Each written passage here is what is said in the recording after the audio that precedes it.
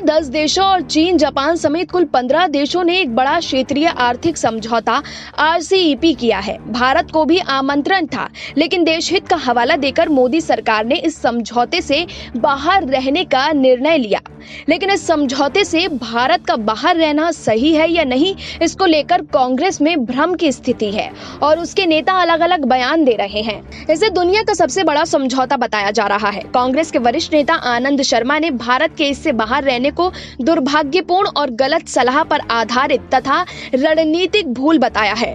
तो पूर्व वित्त मंत्री पी चिदम्बरम ने कहा कि इस पर संसद में बहस होनी चाहिए थी, लेकिन बाद में उन्होंने कहा कि पार्टी में इस पर आम राय बनने के बाद वो कुछ कहेंगे। दूसरी तरफ पूर्व पर्यावरण मंत्री जयराम रमेश ने कहा कि RCEP वास्तव में रीजनल चाइना एक्सपेंशन प्रोग्राम है और इसमें शामिल ना होकर भारत ने सही काम किया है।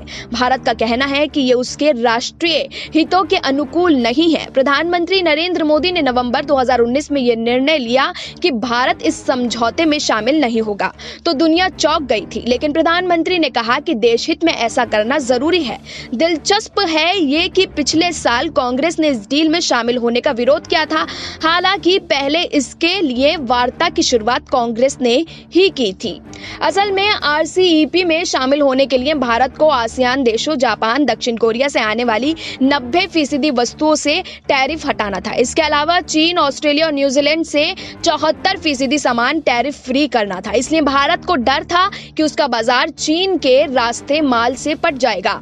इसी तरह न्यूजीलैंड के डेयरी प्रोडक्ट, कई देशों के फिशरीज प्रोडक्ट के भारतीय बाजार में पट जाने से किसानों के हितों को काफी नुकसान पहुंचने की आशंका थी। लेकिन अब देखना होगा कि इस पर आम सहमति आगे बन पाती है या नहीं। Bureau report, SPN9 news.